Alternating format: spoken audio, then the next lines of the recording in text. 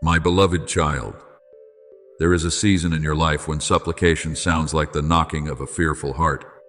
You pray with clenched hands, with hurried breath, with the anxiety that if I do not answer immediately, what you love will slip away. The person you cherish will leave.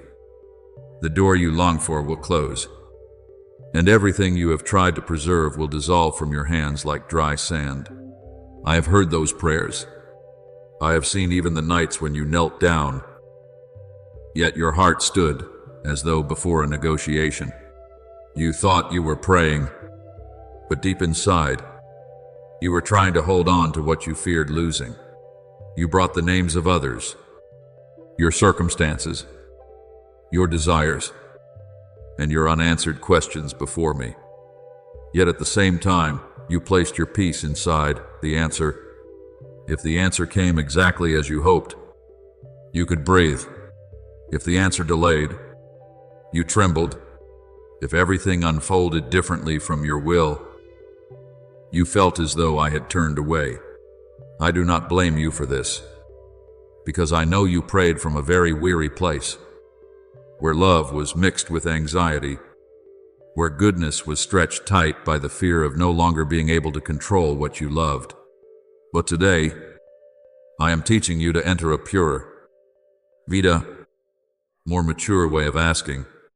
It is not a prayer with fewer tears, nor a prayer with less longing, but a prayer no longer born from lack. When you ask from love, your words become light yet deep, tender yet steady. You no longer force me to prove that I love you by making everything happen immediately, according to your will. You no longer use prayer as a cord to tie others to you, to force the future down one path, to make circumstances return to you a feeling of safety. You begin to understand that supplication is not taking control of heaven, but placing what is most precious in your heart into the hands of the one who is kinder than you, wiser than you, and able to see the depths your eyes cannot yet reach. There were prayers in the past that exhausted you, not because I was heavy, but because you carried too much fear into them. You prayed for someone, and afterward no longer had strength to live your own day. You prayed for a matter, and then your whole day was tied to its outcome. You asked, yet your heart hung, suspended on another person's response, on the message that had not arrived, on the door that had not opened, on the sign that was not yet clear. I want you to know this. True prayer does not remove you from the life I have entrusted to you. True prayer returns you to that life with deeper peace. When you entrust someone to me, you do not disappear behind that person. When you pray for a relationship, you do not trade yourself away in order to keep it. When you ask me to act, you do not place your entire worth upon the waiting table. You pray, then you rise. Wash your face. Light the lamp again in your own room. Do the good work before you. Love in truth. Rest in my protection. And keep walking like one who knows they have not been abandoned. Remember Hannah, the one who once carried her pain into prayer with an urgency no one fully understood. She did not come before me with beautiful words to display her strength, but with a heart poured out in tears. Yet the wonder was not only that her prayer was heard, but that after she entrusted that pain to me, her face was no longer the same. She rose, ate, and continued on. Do you see? True surrender does not always change the circumstance immediately before your eyes, but it changes the way you carry the circumstance in your heart. When someone truly places what they long for into my hands, they no longer have to guard it with fear every hour. They still love, still hope, still wait, but they are no longer swallowed by what has not yet come to pass. That is the sign of a prayer that has touched my peace. I want you to understand the words, "Your will be done," again with a healed heart. In the past, you sometimes spoke those words like someone too tired to have any other choice. as though surrender meant bowing before something painful, because nothing else could be done. You said them while your heart drew inward, as though my will were something that came to take away what you loved, to test you beyond your strength, to force you to accept a cold and lonely road. But, my beloved, my will is not a darkness cast over your dreams. My will is the wisdom of the Father working amid the things you do not yet understand. My will is the hand that knows how to close what could lead you astray, open what could bring you into life, delay what is not yet ready, and preserve what you cannot protect by your own strength. When you say, "Your will be done," in faith, it is no longer a word of resignation. It is the word of a child who knows that their Father is good, even when the road ahead has not yet appeared clearly. Surrender does not paralyze you. I do not teach you to entrust things to me so that you will give up and stand still, like one who no longer has responsibility for their own life. I teach you surrender so that you may be free to act rightly. When you are still controlled by fear, you easily speak too soon, hold too tightly, explain too much, give beyond measure, chase doors that do not open, or try to pull back people who no longer walk in rhythm with you. But when you entrust everything to me, your mind begins to grow clear again. You know when to speak a gentle but clear word. You know when to be silent so you do not turn pain into words that wound. You know when to step forward because I am opening the way. You know when to stop because peace has departed from that place. Surrender does not make you dim, it makes you discerning. I also want you to stop using prayer to hide from boundaries. There are things you have prayed about many times, yet deep within, you have avoided the part I entrusted to you, speaking truth, resting, leaving what is toxic, no longer taking responsibility in someone else's place, no longer forcing yourself to rescue every sinking heart. You can pray for them and still guard the door I have taught you to watch over. You can love them without letting their chaos become your home. You can desire good for them without going against the peace I have placed within you. Love does not need to lose itself in order to prove that it is real. Mature supplication does not turn you into someone who carries every portion for others. It places others into my hands, then places you back on the right path that belongs to you. From now on, when you pray, let your heart open instead of tightening. Come near to me not like someone trying to exchange prayer for an outcome, but like a child returning to the Father to be guided. Tell me what you desire, but do not tie your life to the way it must happen. Offer the person you love, but do not turn them into the key that opens or closes your peace. Ask me to intervene, but also trust that I am working in places you cannot see, in timing, in human hearts, in unseen doors, even in the silences that seem as though nothing is moving.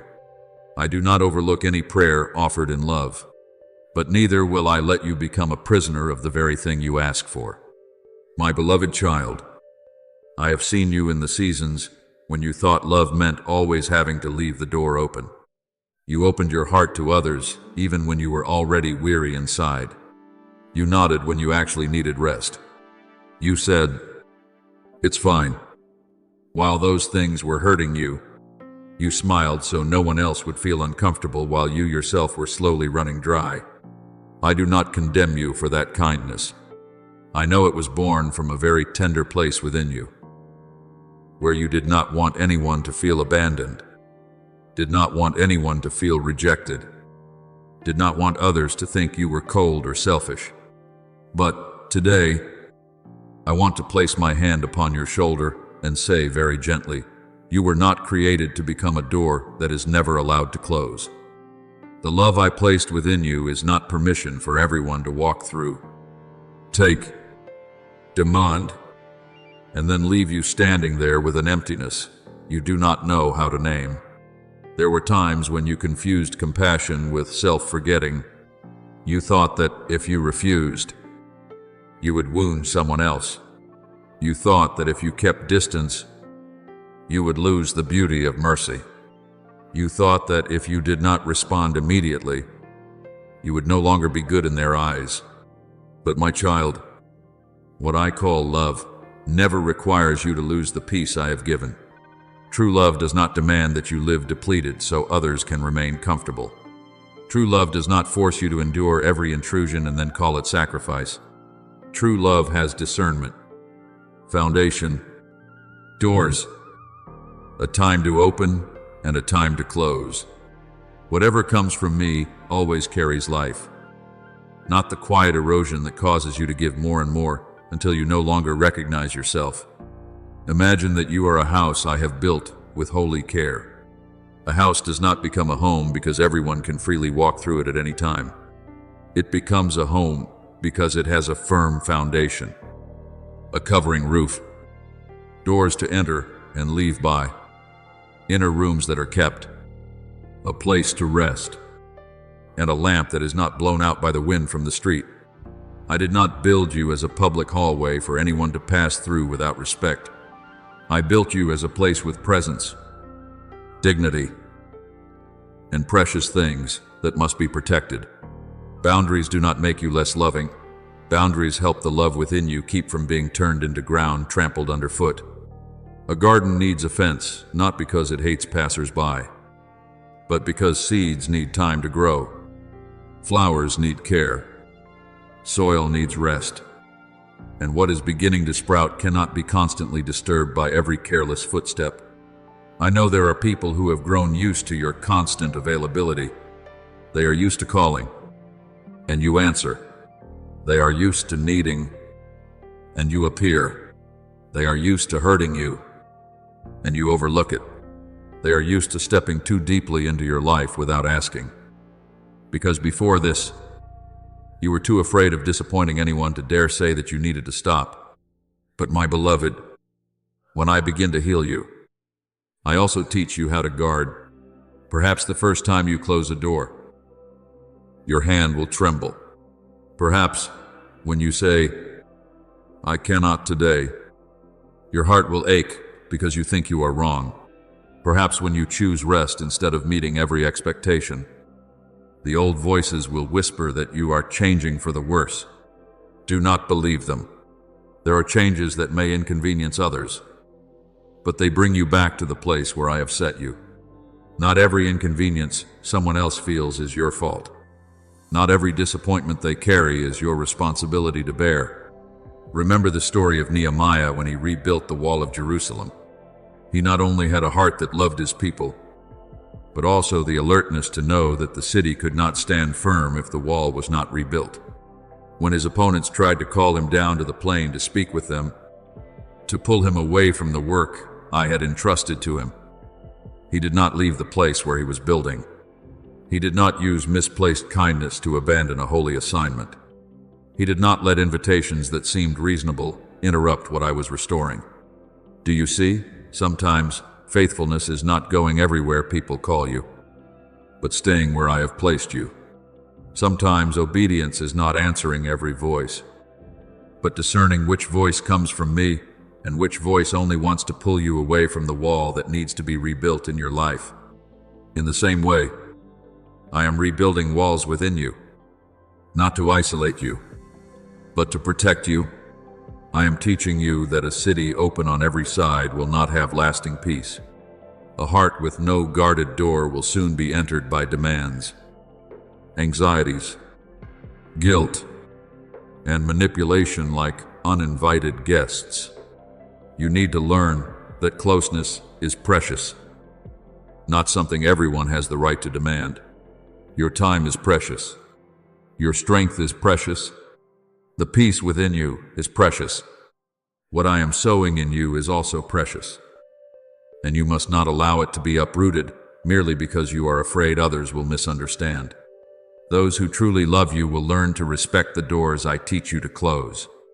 Those who only love the convenience you provide will be displeased when you no longer let them take freely.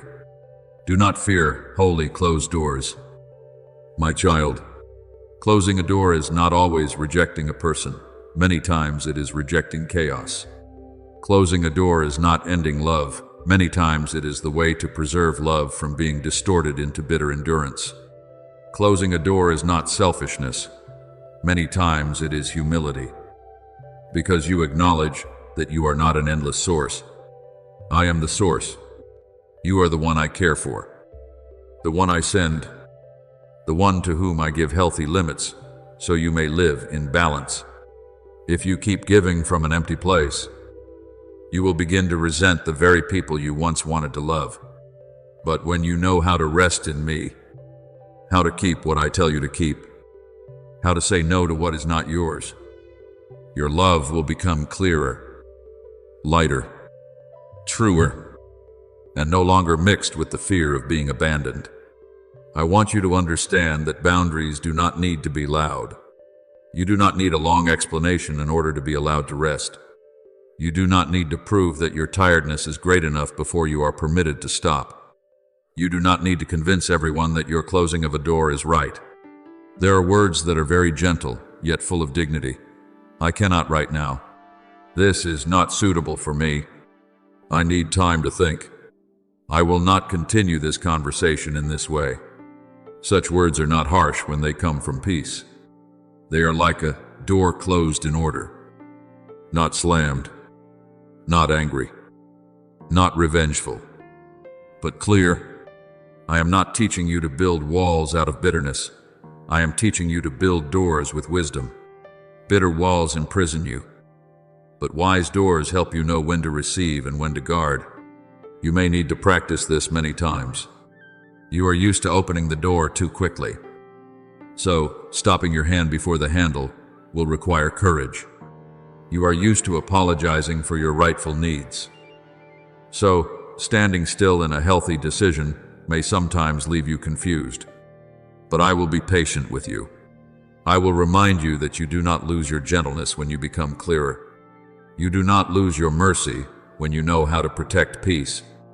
You do not become cold when you stop allowing others to cross your limits.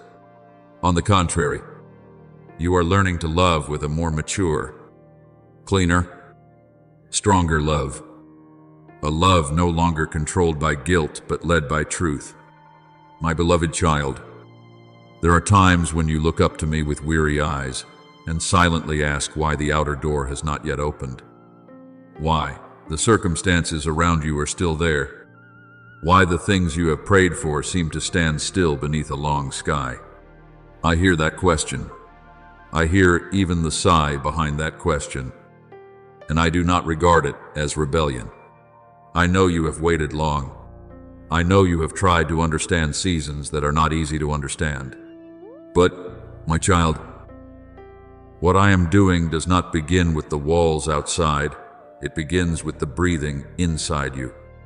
If I change the scenery before calming your secret place, you would only enter a new season carrying the same old tension. You would bring defensiveness into an open door, weariness into blessing, survival habits into the place where I want you truly to live. I do not want to give you something new, only for you to hold it with trembling hands. I want you to be peaceful enough to receive, spacious enough to contain, soft enough to rejoice, steady enough not to turn grace into a burden. You often think a miracle is when everything outside turns immediately. When a person's heart changes, when a way opens, when a problem dissolves, when bells of victory ring aloud. But I look deeper than what you see. I know there are miracles that, if they came too soon, would exhaust you even more, because you are still breathing with the rhythm of years of pressure. A great opportunity placed into the hands of someone who still always fears losing can become pressure. A wide open room given to someone used to shrinking back can leave them bewildered. A season of peace arriving for someone still living on guard can be misunderstood as the silence before disaster. Therefore, I do not only prepare the blessing for you, I prepare you for the blessing. I do not only open the way, I teach your footsteps to tremble less. I do not only set the table, I heal the way you sit at the table without fearing you are unworthy. There is a story I want you to keep in your heart, when I brought Elijah out of his days of exhaustion. I did not force him to rise immediately and do great work. He had fled, had sat beneath a tree and wanted to give up, had become so weary that he could no longer see tomorrow with hope. But I did not rebuke him first. I sent an angel to touch him, feed him, let him rest, then feed him and let him rest again. Do you see? Before I entrusted him with the next journey, I cared for his weary breathing. I did not consider his need for sleep, food, and a gentle touch to be small. In my eyes, that was the restoration of the foundation. A person raised up by me does not always begin with a thunderous calling. Many times it begins with a simple meal, a deep sleep, a restored breath, a morning when the chest no longer feels heavy as stone. So do not despise the small signs in your life lately. Do not only look for mountains to move while ignoring the little stone that has already been lifted from your heart. Perhaps this morning you woke and no longer felt the same heavy shadow pressing upon your chest. Perhaps on an ordinary afternoon, you suddenly realized that you no longer reacted in haste to what once made you panic. Perhaps at night, when everything became quiet, you breathed a little deeper and wondered why your heart felt less narrow. My child, that is not coincidence. It is my hand untying the knots within you one by one. I am opening windows that have long been shut. I am breathing warmth into inner rooms that once grew cold from disappointment. I am cleaning the place where you had stored fear, shame, weariness, and unnecessary self-accusations you no longer need to carry. I know you want to see something great, but great things are often born from what is deeply hidden. Before a tree stretches its branches, its roots must go quietly downward. Before dawn covers the valley with light, the first glow has already touched the horizon. Before the water flows strong, a small spring has already been quietly finding its way beneath the earth. So it is with your peaceful breathing. It may seem small in the eyes of the world, but in my eyes, it is a holy milestone. Every time you breathe without being dragged backward by the past, a piece of land has been redeemed. Every time you pause instead of rushing to defend yourself, an old door of fear closes. Every time you are able to say to yourself that today you are being kept, it is a victory of light in the deepest place within you. You have lived for too long in the rhythm of survival. So, sometimes, you think tension is normal. You are used to entering a new day as though entering a trial of strength. You are used to anticipating the worst, so you will not be surprised. You are used to bracing yourself even when no one is attacking. You are used to carrying the past like a thorn hidden in your chest, so that every word, every delay, every silence can touch it and hurt you. But I did not create you to live like someone always guarding the door against an invisible enemy. I created you to walk in trust, to receive tomorrow as a gift opened beneath the light, not as a test always waiting for you to fail. I want you to know how to live, not merely endure. I want you to know how to rest, not merely stop because you are exhausted. I want you to know joy, not merely a brief lightness when problems temporarily quiet down. When I heal your breathing, I am touching the way you see life. A person who breathes in peace will no longer see every change as a threat.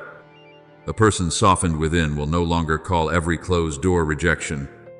A person who knows they are held by me will no longer need to grip everything so tightly that their own hands hurt. From a new breath will come a new vision. From a new vision will come new choices. From new choices will open new steps. You will no longer decide from panic. No longer speak because you are pressured. No longer love by losing yourself. And no longer work from the fear of not being good enough. You will learn to walk with me in a rhythm that is steady, deep, bright, and true. Do not be quick to measure my faithfulness by the speed at which circumstances change. There are days when the outside has not changed much, but inside you have been widened. There are doors that still stand still, but the person standing before the door has changed. There are promises not yet fully revealed, but your heart trembles less as it waits. And when you change, the new season will no longer frighten you as it once did. You will not enter blessing like someone who must hold it by their own strength, but like one who knows everything is a gift of grace. You will not receive opportunity as a burden to prove yourself, but as a piece of land entrusted to your care in dependence on me. You will no longer see tomorrow as a creditor demanding payment, but as a page I place before you with the ink of hope and the hand of the Father nearby. You can stand among the crowd and still meet me. If within you are no longer pulled away by every gaze, you can walk through a street full of traffic, sit in a room filled with many voices, enter a day carrying many responsibilities, and still keep a house of peace within.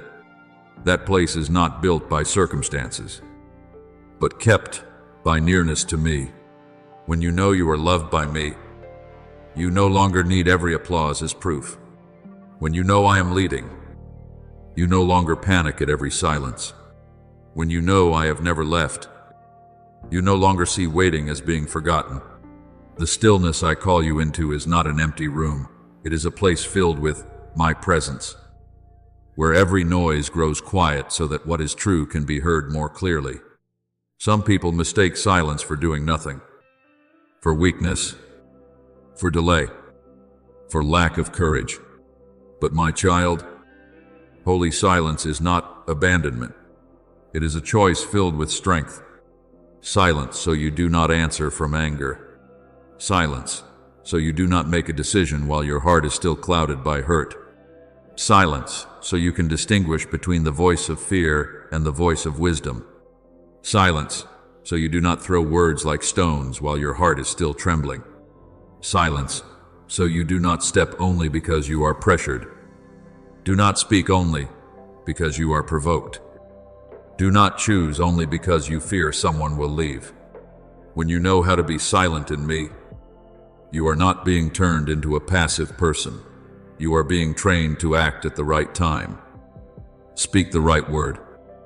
Walk the right path. And keep your heart pure amid the things that easily disturb you. Remember the story of Elijah, the one who had witnessed great things, who had stood before fierce confrontations, who had seen fire from heaven answer, yet who also came to a point of such exhaustion that he wanted only to hide himself. When he stood on the mountain, a strong wind rose and shattered the rocks. Then the earth shook. Then fire appeared.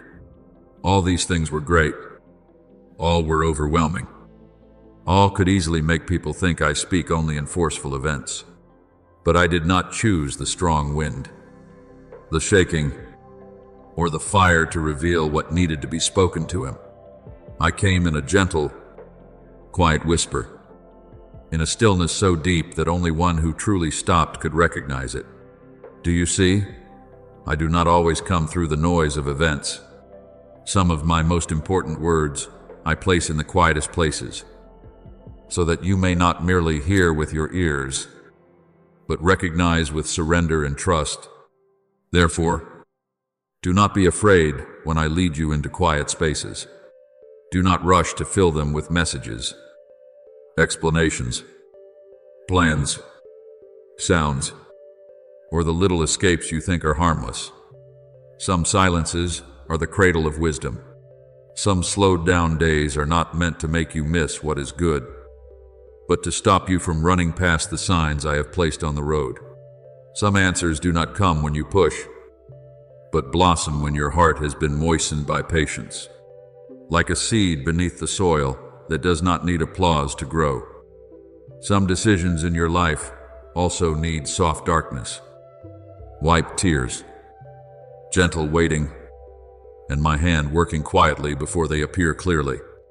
When the hour is right, you will know, not by thunder in your mind, but by a gentle certainty, this is the step to take.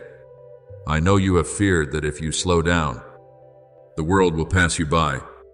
You feared that if you did not answer immediately, others would misunderstand. You feared that if you did not prove yourself, you would be looked down upon. You feared that if you did not hold tightly, what was precious would slip away. But my beloved, what I have for you does not need your haste in order to exist. True blessing is not stolen simply because you rest in me.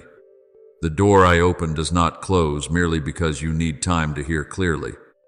The person who belongs to your journey will not have to be kept by exhausting anxiety.